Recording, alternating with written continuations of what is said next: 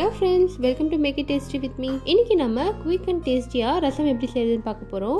ஒரே ஒரு தக்காளி பழம் இருந்தா போதும். குயிக்கா சிம்பிள் அண்ட் டேஸ்டியான இந்த தக்காளி ரசம் செஞ்சிரலாம். फ्रेंड्स என்னோட வீடியோவை நீங்க ஃபர்ஸ்ட் டைம் பார்க்கறீங்கன்னா Subscribe பண்ணி சப்போர்ட் பண்ணுங்க.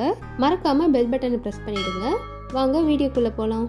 முதல்ல சின்ன நெல்லிக்காய் சைஸ் புளியை கழுவிட்டு ஊற வச்சுக்கலாம். ஒரு மிக்ஸி ஜார்ல ஒரு பெரிய சைஸ் தக்காளியை நாலா கட் பண்ணி வச்சிருக்கேன். அதை நான் சேர்த்துக்கிறேன். கூடவே ஒன்று இல்லைன்னா 2 பச்சை மிளகாய் சேர்த்துக்கலாம். பச்சை மிளகாய் உங்கள் காரத்துக்கு தகுந்த மாதிரி சேர்த்துக்கோங்க. இப்போ இதில் ஒரு 10 பூண்டு சேர்த்துக்கிறேன். பூண்டு தோல் உரிக்கணும்னு அவசியம் இல்லை. பூண்டை கழுவிட்டு நம்ம தோலோடவே சேர்த்துக்கலாம்.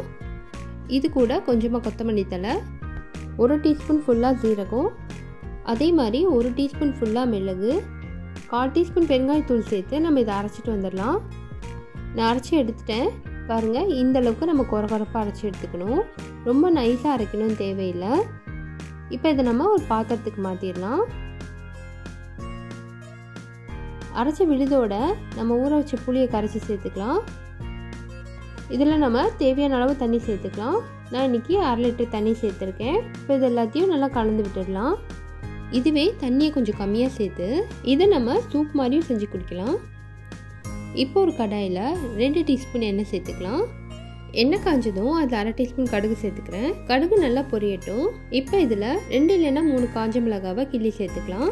கூடவே 2 கொத்து கருவேப்பிலையை சேர்த்து நல்லா வாசனை வர வரைக்கும் வதக்கி விட்டுக்கணும். கருவேப்பிலையும் மிளகாவும் நல்லா பொரிஞ்சு வாசனை வர ஆரம்பிச்சிருச்சு. இதில் நம்ம கலந்து வச்ச ரசத்தை ஊற்றிடலாம். ரசத்தை சேர்த்து ஒரு தடவை நல்லா கலந்து விட்டுட்டு தேவையான உப்பு சேர்த்துக்கலாம். நான் இன்றைக்கி 1/2 டீஸ்பூன் உப்பு சேர்த்துருக்கேன். இதை ஒரு தடவை நல்லா கலந்து விட்டுட்டு ரசத்தை கொதிக்க வச்சுக்கலாம். இப்போ ரசம் நல்லா நுரக்கட்டி கொதிக்க ஆரம்பிச்சிருக்கு. இது 3 கொதி வர வரைக்கும் நம்ம நல்லா கொதிக்க வச்சுக்கணும். அப்போ தான் அந்த தக்காளியோட பச்சை வாசனைலாம் போய் ரசம் நல்லா வாசனையாகவும் டேஸ்ட்டாகவும் இருக்கும். இதில் கொஞ்சமாக கொத்தமல்லி தலையை கிள்ளி சேர்த்துடலாம். நம்ம ஏற்கனவே ரசத்தில் கொத்தமல்லி தலை சேர்த்துருந்தாலும் கடைசியாக இது போல் சேர்க்கும்போது நல்லா வாசனையாக இருக்கும்.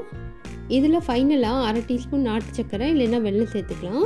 தக்காளி பழம் புளியோட புளிப்புக்கு லேசாக இனிப்பு சேர்க்கும்போது அந்த டேஸ்ட் இன்னும் ரொம்ப நல்லாயிருக்கும்.